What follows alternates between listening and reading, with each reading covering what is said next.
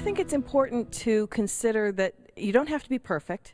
You just want to get something out there, because you can work on a perfect article and never get it done and reach 0 people, or you can do a maybe a little less than perfect but certainly good enough article and you can reach hundreds, thousands, or millions of people with that article. So what is your goal? Is your goal to have a perfect article that will never exist and never be read, or have an article that's effective, that's read by a lot of people? That ought to get you off the dime and get you going. And you let go of the perfection, let go of the need for perfection. Just get out there and write something and get it out there. And keep in mind that you can always write more articles. Well, when I learn something new, I tend to write a new article because I want that other article out there still working for me, but now I've got something new to add or new to address. So I go out and write another article, put that article out there, and get that one working for me too. The more the merrier. You want as many articles as possible out there working for you all the time.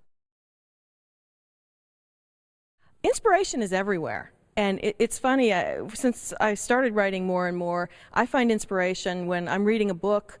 It's really funny, I was reading a book the other day and it had all these ideas about different things that you can do to market. And I read something and I thought, that's really interesting, but my perspective is 180 degrees from that. So I wasn't copying what they wrote at all. I took that idea, though, that they said to do A, and I said to do Z, because I was completely on the opposite side. So I get inspiration when I'm reading what other people have written, not to write what they've written, but to expand or to go in a different direction with it. I get inspiration when I'm working in my own business. I learn something and I want to share that with other people. I get questions from customers or potential customers, and that tells me that there are people who need to know that information. So all of those things. And you can also do research. I mean, if you want to do things like keyword research, I get ideas from that sometimes. Sometimes I challenge myself. I will go out and find a keyword that seemingly has nothing to do with my topic and see how I can make it relate.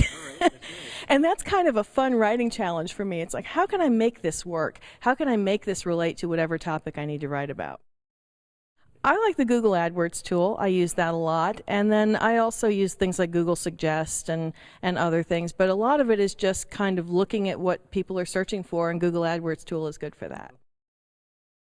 I tend to do a lot of things that are the 400 to 500 words, although some are shorter and some are longer. That seems to be a good spot for me. I used to write a newspaper column, and I had to write a column every week, 500 words. So I got very disciplined to writing 500 words, and that seems to be a good length for me.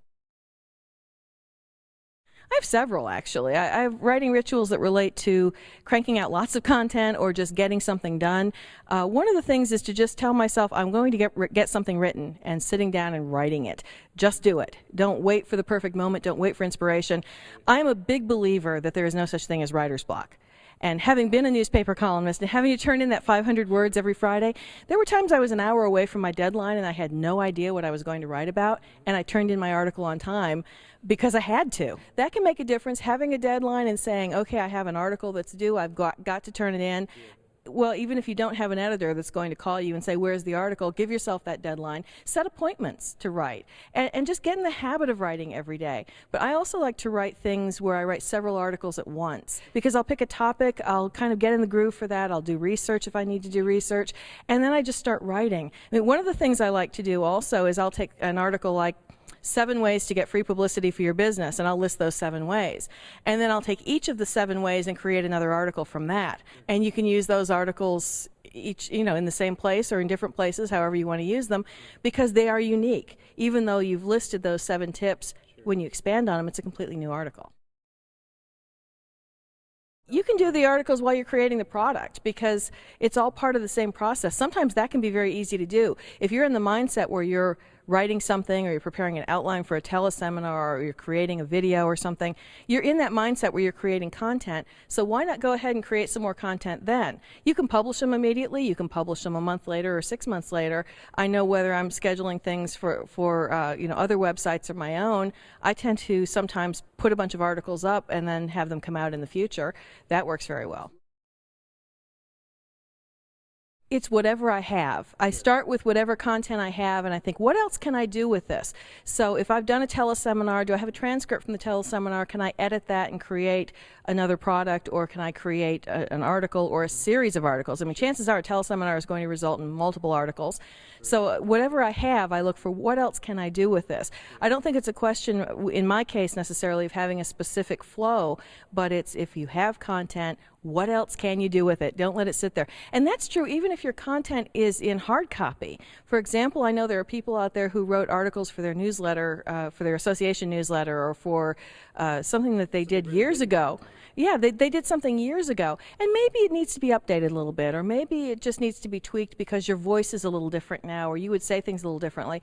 Spend a few minutes tweaking it rather than a lot of time writing something brand new. Well, I tend to like cute article titles, and those don't work.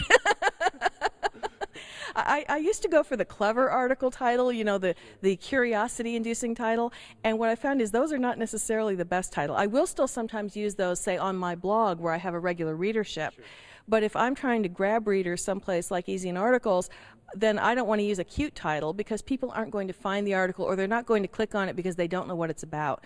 So I tend to be very benefit-oriented in titles. Yes, be blunt in the title, be very benefit-oriented, and tell people what you're going to tell them in the article. So on my blog, I may do a cute title where it's kind of, what the heck is she writing about exactly? Because people will read that. They're used to reading me. But someplace where I'm not as well known, where people are just seeing the article title, I want something that may have keywords in it, that may be very benefit-oriented, because that's what's going to get people to click on the article and read it. I edit my own articles, but I write quite a lot, and if I write a slapdash email, it could have an error or two in it, but by the time I write something for publication, I've looked it over pretty well, and it's unlikely to have many errors. I think it's really important to have proper spelling, grammar, punctuation. You want to look professional. People do judge you. I was just having a conversation a little while ago with somebody who said exactly that. He said, if I go to a page where I see a whole bunch of spelling errors, or they can't use the language properly, I'm gone.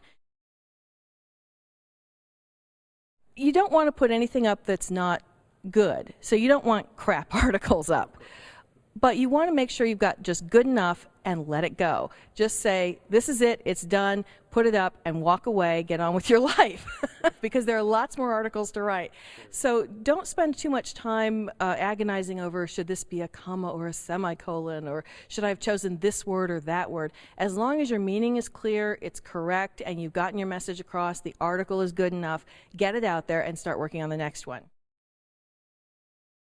I don't think there's any specific number of articles where you can say, this is how many I'm going to do. Do 10, do 20, do 50, do 100, keep writing some more. And, you know, some people may have time limitations where they can't do 20 articles or 50 articles a month, but if you can do 5, if you can do 10, whatever you can do regularly to keep putting content out there, it's critical. And there's never a point where you can say, well, I've done all the articles, I can stop now. And one of my favorite quotes is from Carrie Fisher, where she said, there's never a point where you can say, okay, I'm successful, now I can take a nap. And I think the same thing is true with article marketing. You always have to be out there putting out your content, writing more articles, and just keeping in front of the people who are going to be your customers. Well, I'm a big believer in having my name there because I want people to know this is my article.